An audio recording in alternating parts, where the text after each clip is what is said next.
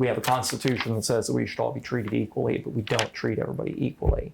I want to be part of the solution. And part of the solution is to call out the system and say that we're going to do better.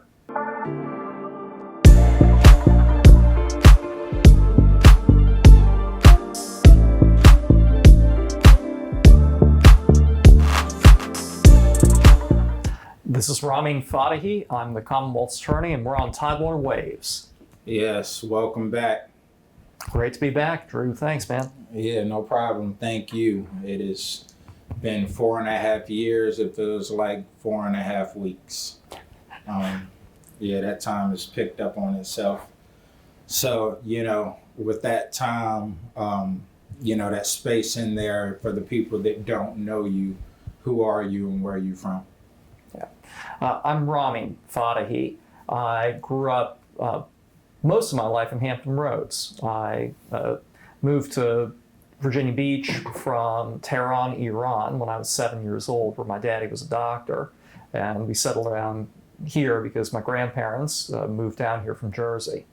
And I grew up here, went to school here at Norfolk Academy, went off for college and law school, and spent some time as a public defender in Richmond before becoming prosecutor in 2006. And so for the last going on 19 years, I've been a prosecutor, but that was after I worked as a public defender. When I was visiting you last, I was running for office the first time. I was running to be Commonwealth's attorney, chief prosecutor, or the chief minister of justice for Norfolk. And with the help of the Lord and the help of our friends and neighbors here in Norfolk, I was elected 4 years ago, and I've been serving since I was sworn in on the 1st of January, 2022. And now you're here. That's right. I'm back, and it's great to be back. Thanks for having me back. Yeah, for sure. Thank you for coming back. So, we'll start with your job. What is your role as the Norfolk's Commonwealth attorney? My job is to set the policies, set the direction for, and hire and direct the 40 lawyers and 45 staff who handle criminal cases in Norfolk's courts. That's about 4,000 cases a year, mostly felonies, along with a handful of misdemeanor cases. And it is for me to be the people's voice in the justice system, to try and offer one brand of justice to everybody, no matter what your race is, what your income is, who your daddy is, who your daddy knows, to try and be as fair as possible and to try and ensure that we're judged and treated fairly based on who we are, not based on what people think of us. For sure. So working for the people. Amen. We need to emphasize that because there's a disconnect between the community and, people in power, politics, or certain positions. So, also, I do want to go back a little bit. What got you into wanting to get into politics and policy? Kind of by accident. I always wanted to be a prosecutor and wanted to do the work. I'm a jury trial lawyer. That's what I went to law school to do. And when I came to Norfolk in 2012, I worked pretty closely with Greg Underwood, who was my predecessor. He was the first black Commonwealth's attorney of Norfolk. And Greg ran in 2017, a whole bunch of sort of the powers that be in Norfolk, the rich dudes, the folks who had always controlled the place didn't like Greg. And they ran people against Greg in 2017, and Greg won re-election. About a year or so after that, Greg sat me down in his office and said, "Look, man, I'm tired. I want this to be my last term. I'm a progressive prosecutor. You are a progressive prosecutor. And I know you have the right values to push criminal justice reform forward in Norfolk, and I want you to run." And at that point, I wasn't even a supervisor in the office. I was a mid-level guy and just trying cases. And I thought about it. I talked to my wife about it. And, Greg had always said that the system treats black and white people differently. It treats rich and poor people differently, and that's wrong.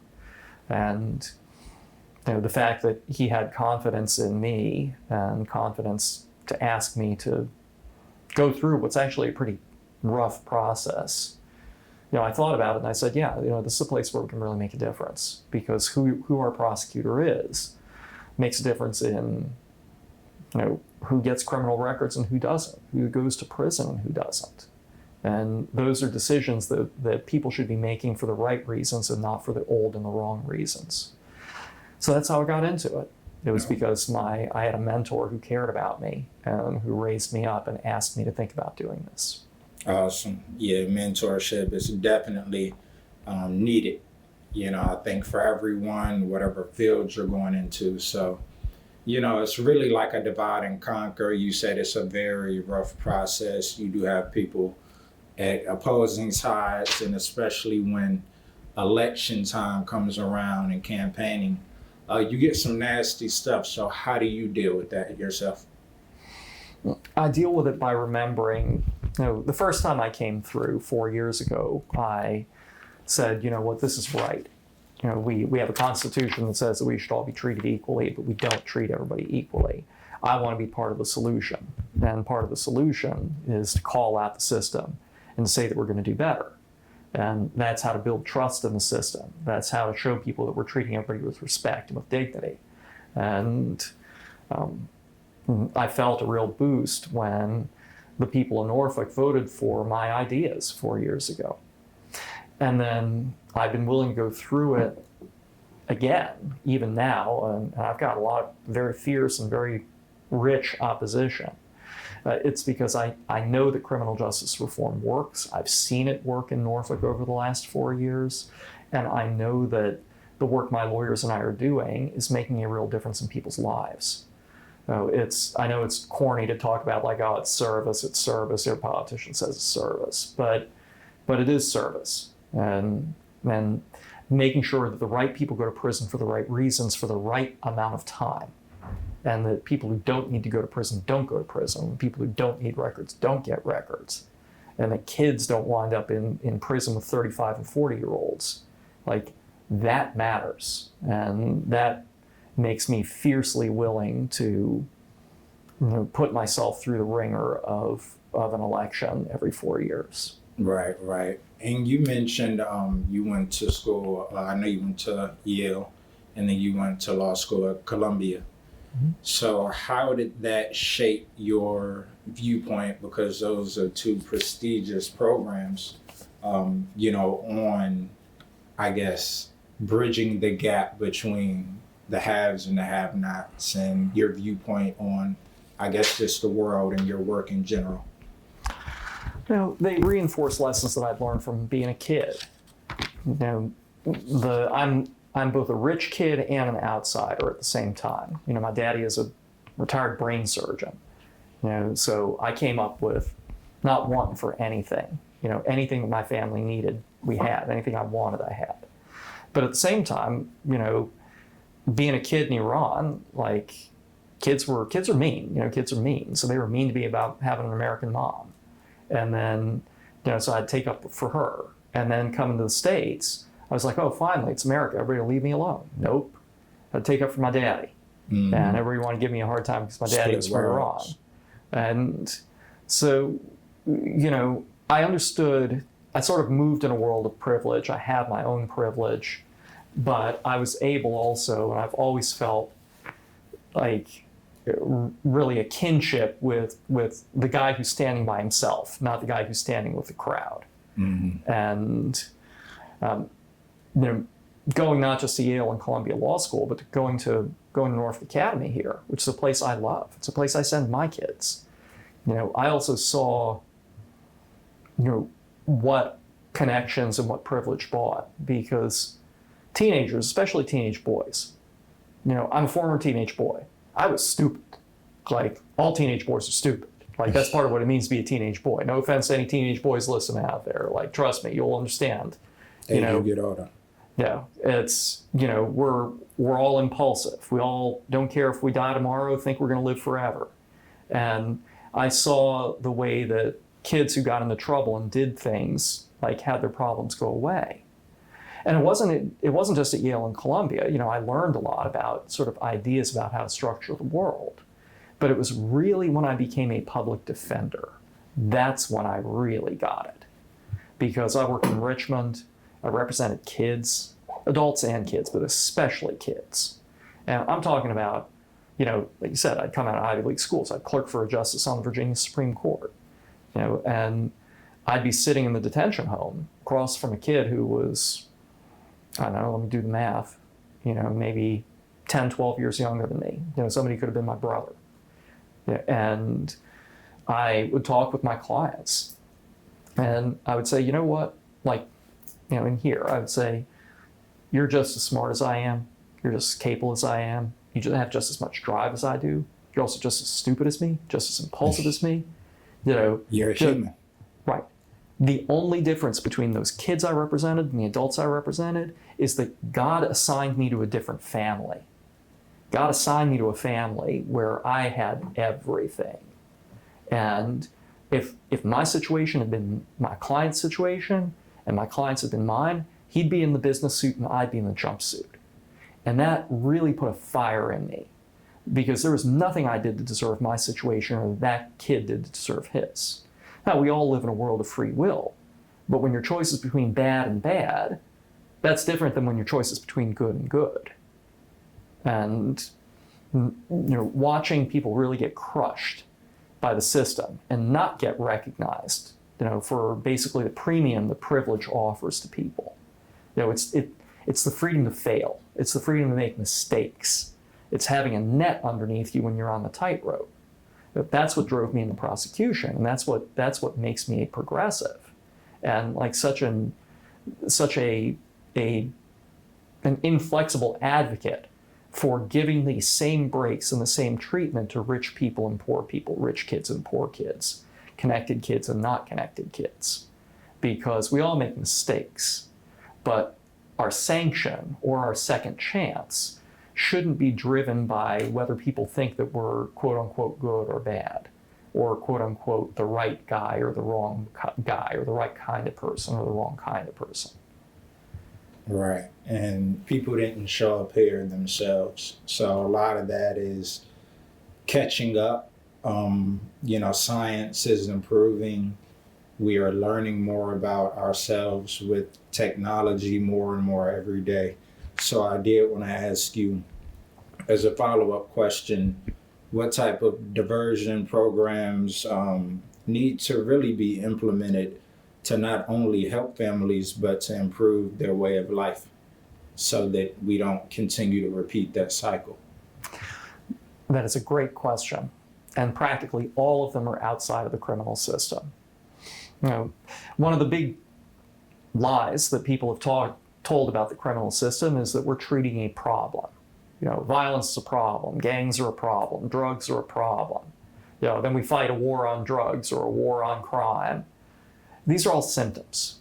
They're symptoms. I'm not diminishing when people commit crimes. If somebody hurts another person, there has to be a sanction. But you're treating the wound and you're not treating the infection underneath it.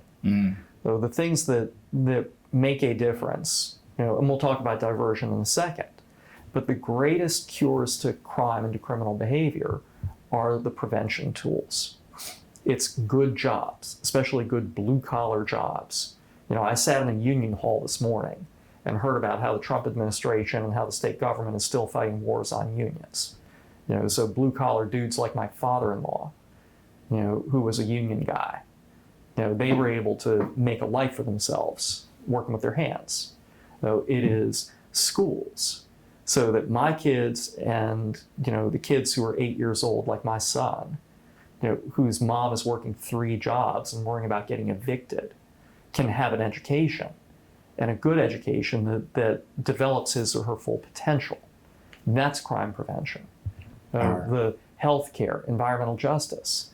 And then as we get further along the line, it is things like Head Start, because every dollar we spend on a child who's not hungry is a child who learns and a child who's less likely to commit crimes.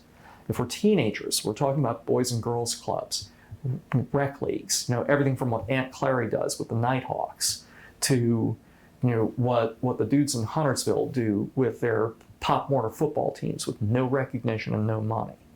To mentoring programs like Clay Marquez and Aunt Clary have, that Malayman Hodge has, the Clean down in Berkeley. It's programs that are there before the child gets in trouble, or in the case of some of these programs, are there once a child is already criminal justice system involved. But they are all programs that operate on a shoestring. They get very little acknowledgement, and they pay huge dividends. And believe it or not, one of the biggest diversion and prevention programs is just right-sizing the justice system. Criminal justice reform, its answer if you commit a murder is still a prison sentence. It may not be there may be some differences between me and a conservative prosecutor about the length of the prison sentence, but it's prison. But at the same time, like low-level offenses, if somebody deserves a year, they shouldn't get 6. If somebody deserves a misdemeanor with a couple of days, they shouldn't get a year on a felony. Not just because it's morally wrong, but because at that point, they are out of the community. And it's mostly dudes like you and me. There are women in the justice system, and that's just as tragic, but by the numbers, it's us men. And the minute you start taking men out of the community, you're taking fathers out of the community, you're taking wage earners out of the community, and then people are seeing another generation of kids raised by the street. The biggest diversion program is making sure that we're intentional about what we as prosecutors do, because we can't pull people back. Once we throw them out, it's done until they do their sentence. For sure. Yep. And also, I do want to go back because you mentioned some great points, and you mentioned just the mental part of things. So, with your father being, a former neurosurgeon, or once a neurosurgeon, always, but retired, how important is understanding the brain and mental health in your line of work when you're dealing with so many different people and trying to reform?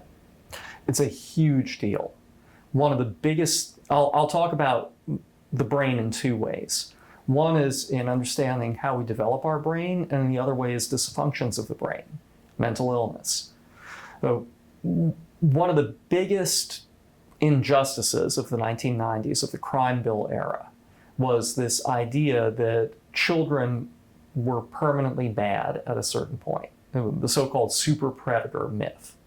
The idea that if you were 14 or 15 and you committed a murder, you had to go away forever. And Norfolk was one of the epicenters of this idea. Juvenile lifers, people who got life without parole, or got life sentences when they didn't even kill anybody. And it turned out that even the very conservative United States Supreme Court about 12 years ago realized that that's inhumane. It violates the 8th Amendment to the Constitution. And part of the reason that they ruled that way is that the people who study brain development realize that adulthood doesn't begin at 18. It begins at 25. And that is especially true for men, adolescent boys and men. And that we may have all of our, calculating brain power before 25, but what doesn't come online until then is our ability to control our impulses. That's the last thing that comes online. And what that means is that a 14-year-old who commits an act of violence is not the same person at 14 as they're going to be at 25. And so you can't judge them and treat them that way. And we know that, and so when the Supreme Court looked at that stuff, they offered a right to parole to those juvenile lifers. About 2 years ago, I was in Selma, Alabama, and in Montgomery, and I was at the Equal Justice Initiative's lynching museum, and then I walked the Edmund Pettus Bridge, and it was a group of prosecutors who think like I do, and a group of juvenile lifers, dudes and women who had been sentenced to life and had been paroled. The recidivism rate, the rate at which those people committed another violent crime, was close to 0. And it showed how evil and how wrong it was to lock them up for life on the theory that they were dangerous. And that's one place where a conservative prosecutor and I would see things very differently. And it's one of the things I'm most proud of, which is that in a world of falling crime numbers in Norfolk, with the exception of one person, I haven't sent a single child to adult prison. since I came into office because I know it's wrong. And I don't care who it upsets. I'm not doing it because I know it's wrong. The other way that we see mental health play out, or pardon me, that we see the brain play out in our courtrooms is unfortunately in the other direction, which is mental illness. Now, I talk about the fact that everything becomes a public safety issue in the end. Environmental justice is really public safety. Early childhood education is public safety. But mental health treatment and Medicaid, especially, are really public safety issues. We've got a president right now who's trying to cut $800 billion with a B dollars out of our Medicaid budgets. And that means we'll see 500,000 Virginians lose insurance coverage. Most of them, all of them poor, but a lot of them with mental illness. And when their mental illness isn't treated, then they wind up being victims at a much higher rate than the average population, and they also wind up sometimes being defendants. And if you're dead, it's really of no consequence to you whether the person who killed you was crazy or not crazy. You're dead. Right? It does make some difference in the justice system. But we see that the largest mental hospital in any city or county in America is the jail. And some people commit crimes. We've had 2 people just this year in Norfolk commit murders while insane. And they've been hospitalized because that's what the law requires.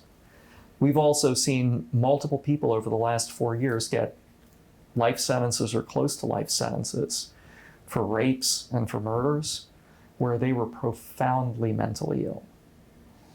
And it's really tragic because the folks who come through our court system who are mentally ill get longer sentences, not shorter ones. Because if you're in your right mind, you have some hope for rehabilitation and reform. If you're mentally ill enough that you commit violence, but you're not so mentally ill that you go to the hospital, then you remain dangerous, and our only option is to jail you. It is deeply unjust that in the richest country in the world we do this. But that's another way that we see the tragedy of mental illness play out. The last way, by the way, is in police shootings. I go to every murder scene in Norfolk, day or night, personally, because if it were my baby, that's what I would want people to do. I also go to every police shooting in Norfolk, fatal or not, because if it were my baby, whether that baby is the person who the police shot or the officer, I'd want the prosecutor to be there because they don't work for me. I don't work for them. It's my job to be a watchdog over everybody. And the number of people the police have had to shoot or had to kill, and I've reviewed them, and some of them have been ugly, some of them have been unfortunate, but they haven't committed a crime. But the crime is that the mentally ill person was out there on the street and not in a hospital bed. So there's always money for the jail. There's never money for the hospital because, we got other priorities. And so what we wind up having is more victims and more dead people because we won't spend the money on the front. Yeah. Economics and neuroscience is definitely something that needs to continue to be a topic of discussion, I think, just within the community as well. So also, you kind of already spoke to it, but, what are some of those ways that we can incorporate more rehabilitation programs for at-risk youth in a more proactive sense for the next generation, not waiting for them to get in trouble, then let me send you to rehab? What are some ways that we can implement in Norfolk, proactive rehabilitation programs? It's to support the community organizations who are already out there. There have been people like Alton Robinson in Park Place, Pee Wee Thompson and Antonio Burke down in Berkeley, Bilal Muhammad down in Compostela. There are people out there doing the work, and they're doing it on a shoestring. It's to be able to offer them grants and aid so that they can expand their programs. My friend Raytron White does it over in Grandy Village, and they have to scrape together $100 here and $100 there to try and offer services. This is community development and community investment. So that's one way. Another way is by supporting our schools and making sure that the enrichment programs and the before school and after school programs for kids in the school in the wealthiest part of town and the kids in the poorest part of town are equal. And another big way to do it is to do something really simple like making school lunches free. We shouldn't be charging kids for food in school, and we shouldn't be means testing them. That's not a diversion program in itself. But the minute that you have kids who aren't hungry and therefore can concentrate, guess what? It does kind of help your impulse control. Right. Yeah, sure does. It messes with your brain. Yeah. You need nourishment. Yep. And also, did you have something to say? No, go on. So also you mentioned, various parts of town. You got richer parts with more resources. You have the lesser than the poor. That, you could say food deserts, very crowded areas, a lot of aggression. So how, I guess, can we address the issue of housing instability in Norfolk, and why should people or the community care and get involved? Oh, this is huge, man. Norfolk and Hampton Roads, really Hampton Roads as a whole, is the most rent-stressed part of Virginia. And by rent-stressed, I mean, the part of Virginia, and we're including Northern Virginia outside of Washington. Hampton Roads is the area where people have to spend the most percentage of their income on housing, more than anywhere else in the state. And the more money you have to spend to keep a roof over your head, the less money you have for things like school books and clothes and enrichment programs as they're getting cut from the federal government. The tighter your space, the harder it is to have a healthy environment, to be able to study, to be able to have, I got two boys, they're a year apart. There are times they need some physical space between them, so they're not on top of one another driving each other nuts. Right. If you're living 5 or 6 people in a studio apartment, life is harder than if you have a little bit of space or if you have a yard. It's frustrating. Mm-hmm. And I'll tell you, one of the things that people push back on criminal justice reform the hardest is not when murders are up. It's when they see homeless people sleeping in the street. Wealthy, comfortable people start getting the heebie-jeebies. And then what they do is they start demanding carceral solutions to what's fundamentally a housing and social justice problem. And we're seeing some efforts in the city of Norfolk now, and there are some champions like YIMBY, HRVA, who are pushing the development of more affordable housing, especially mixed use and mixed income housing. Because when if you just create more housing and it's more housing where poor people are packed together, then you're just creating Todd Park again. And what you need is housing that, where you're not just gentrifying, you're not just building housing for rich folk, but where poor kids and rich kids, poor families and rich families, people from all different income levels and all different walks of life interact. And what we found when we integrated our schools in the 60s and 70s and when we integrated our neighborhoods is that when you do that, the rich kids do just as fine as they did in their segregated neighborhoods and schools, and the poor kids do better. So we need more housing, more affordable housing, more relaxation of zoning so that you can have people living next to one another. And the more pressure you relieve in the world of housing, the more resources you free up, both financial resources for enrichment, healthy food, health insurance, whatever you're thinking of, and the more mental resources you free up. Definitely. So that people, because when you're talking about violence and when you're talking about criminal behavior, whether it's domestic violence or whether it's violence in the street, stress and anxiety are one of the biggest fuels on that fire. Yeah, for sure.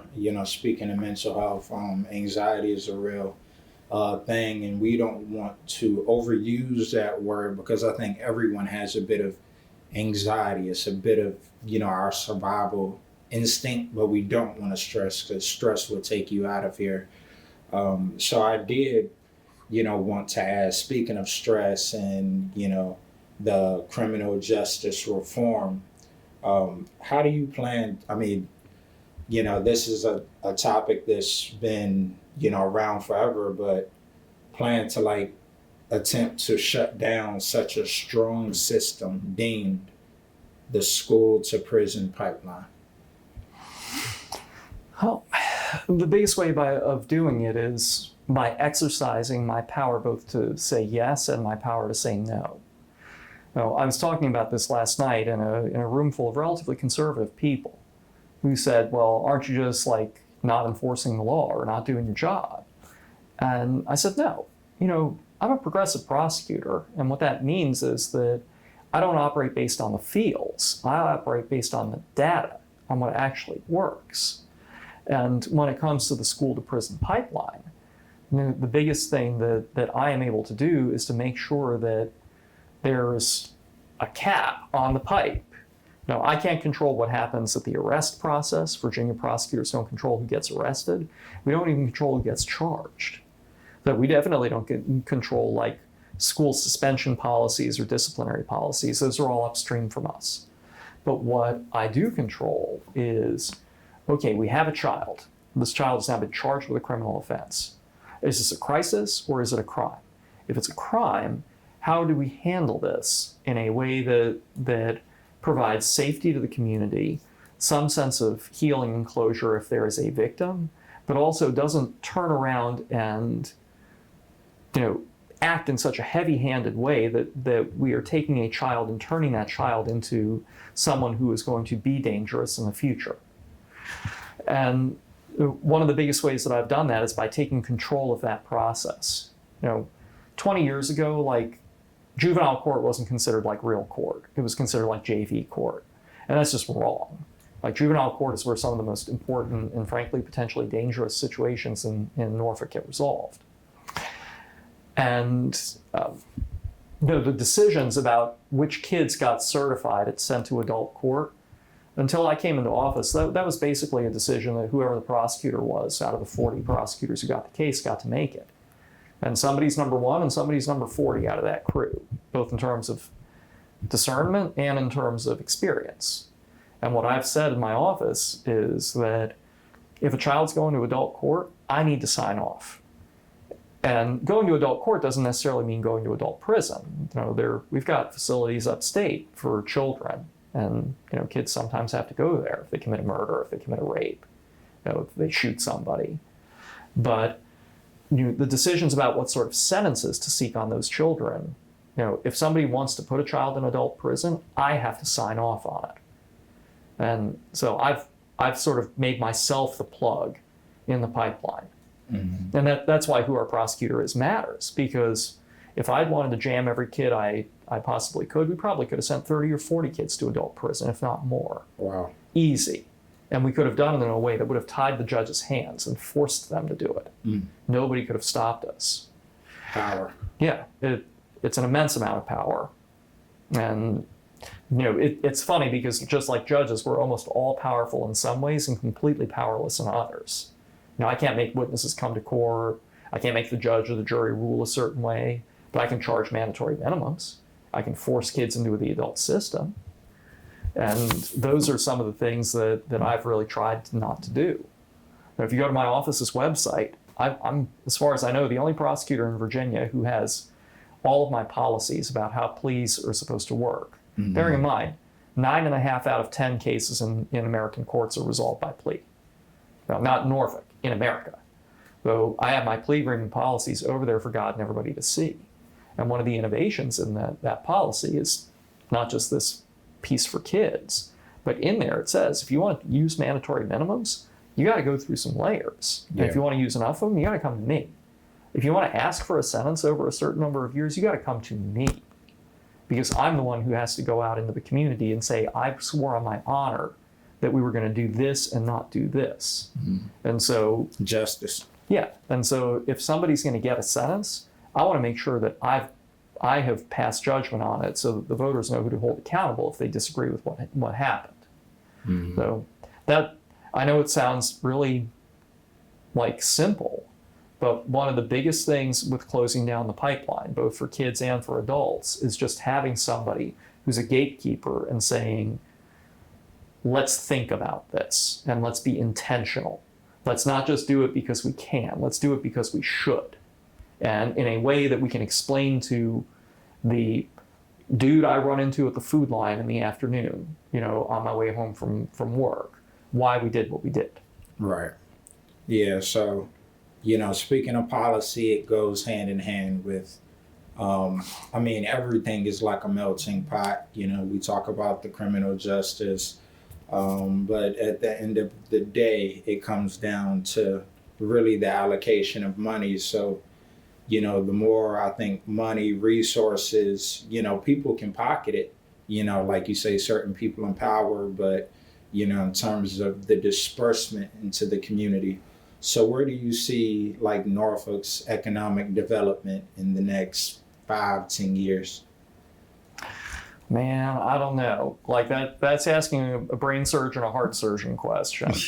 The economic development in Norfolk and in Hampton Roads and in Virginia is really in the hands of our city council. It's in the hands of the state government and the hands of the federal government. What I can say is that what we're seeing Trump do out of Washington, it's probably going to F up the economy. Trump did it during COVID. COVID did not have to go down the way it went down. Like millions of people died who didn't need to. We got pitted brother against brother during the racial justice protests. Bars were open and schools were closed. Like we made mistakes. And now we're seeing a replay of NPS. Like that led to a spike in violence. One which, by the way, criminal justice reformers like me got unfairly blamed for. Mm. And we're seeing a replay of that now. Trump's putting hundreds of thousands of federal workers out of work. He is scaring people by threatening to deport American citizens, right. Deport undocumented immigrants. He is raising prices through this tariff nonsense. He is telling law enforcement that they can do whatever they want. And with no oversight. He's canceling oversight agreements, including in places like Minneapolis. Yeah. And what the end result of all of that is going to be is the same sort of social distrust that led to the spike in violence in 21. Mm-hmm. And it's going to come out because he's going to be causing economic suffering. And when people are desperate, that's when their tempers get short again. Mm-hmm. So, at the sort of macro level, my concern is that if nobody finds a way to stop what's going on in Washington, that it doesn't matter what we do in Norfolk or what our folks do in Richmond, we're going to have problems. And the economy will go down and crime's going to go up. Yeah. Yeah, definitely. So, you have a plethora of endorsements and, sense of community and people with the voting, season coming up. So how can people, whether it's the community or people that want to endorse you, how can they go about that? I'm sure it's probably through your site, but how can they get more involved with you and support you? The best way is just to Google, don't worry about spelling my name or pronouncing my name. Nobody can do it. Though my last name's Fatehi, but if you look up Norfolk Commonwealth's attorney, I'll pop up and my website will pop up, my office website, where you can subscribe to news releases. We put out 220 or so of them last year. Everything from murder convictions to people graduating from drug court. Just so they can inform themselves. The other way is, you're right, there is an election happening as we are sitting here. There is a Democratic primary, and we're 70% Democrats in Norfolk, so there's no Republican. What the Republicans do is play in our primary. So I've got a guy running against me right now, and that guy's talking about he's a Fed, he's got a 100% conviction rate. He says, I resigned from when Trump got elected, except he worked under Trump for 2 years the first time around and took a job from him. And we all know, it's like when we say Black Lives Matter, then somebody jumps up and shouts all lives matter. Like, we know what the assignment is. Like, we understand what and I'm really worried because if you look at what's going on in Norfolk, like during my time, people were on me to abandon criminal justice reform because, oh, wait a minute, downtown's got violence. Like the rest of the city doesn't exist, but like it's violent downtown. And I said, no, criminal justice reform and time. And so violent crime down 40%, murders down 42%, property crime down 27%, the jail population down to half of what it was 10 years ago. No kids in an adult prison. You know, but all of a sudden, we've got a guy who says he's going to enforce the law. We need criminal justice reform, not just in the good times. We especially need it in the bad times. Yeah. And I'm afraid that Trump is going to come for our sisters and daughters when they need to get an abortion. I'm scared they're going to come for our undocumented brothers and sisters. I mean, forget like grabbing them off of their work sites. I'm worried about them getting grabbed out of the courthouse when they're domestic violence victims. Yeah. So you know, this is an election that has real consequences for real people in Norfolk. And the fault lines in the politics are really interesting, man. You know, there's a whole bunch of people against me. You know, real talk is any of them who was in politics were against me 4 years ago. You know, but I also have people for me, and that includes Bobby Scott, the granddaddy of criminal justice reform, who said the Biden crime bill was terrible when it happened. Don Scott, probably the most famous returning citizen in America outside of Kemba Smith. And you know, a host of OG Norfolk credible people like Algie Howell and Paul Riddick and Yvonne Wagner and Rodney Jordan and Andy Progiru. You know, they're folks who get it. Folks who understand that anybody who says that you got to choose between civil rights and safety are wrong. And that those of us who are showing and like offering living, breathing proof that you can have civil rights and public safety are folks, you know, that need to have the opportunity to keep doing that. Yeah, and you, you know, like you said, are very progressive, and we can only move forward. You did make a bold statement and say we cannot afford to go backward. So, yeah, but you know, what would you like to say to end it off to the people, or to the, you know, the people that have endorsed you, and you know, give your, you know, genuine thoughts as we end this interview?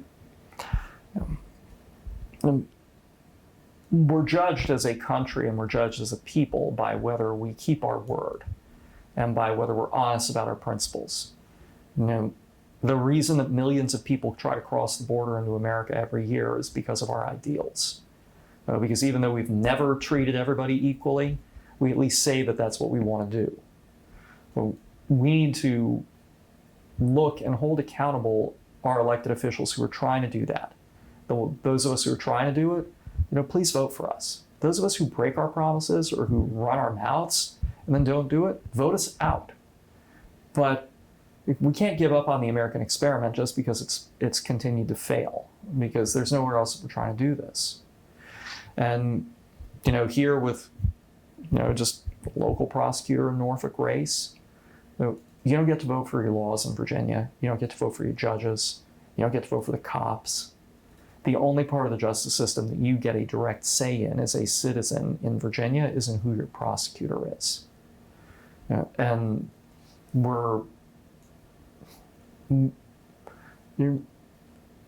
everybody has a choice. You know, they can look me up and decide they want to vote for me. They can look up the other guy and decide they want to vote for him. But remember, the biggest group of voters in any election in America didn't vote. If you don't vote, you're voting for the guy you like less. You need to come out and you need to vote. And if you want to be able to complain about what I do or what the other guy does, if he wins, you need to be able to vote. Speak up. Yeah. Yeah. So, yes, thank you for coming for episode 2 of many more. I'm looking forward to episode 3. And, you know, we have Norfolk's Commonwealth attorney, Ramin Fatehi. And see you next time. We are out. All right. Let's Let's not make it 4 years this time. I'll see you before then. Oh yeah, for sure. For sure. All right. Thank y'all.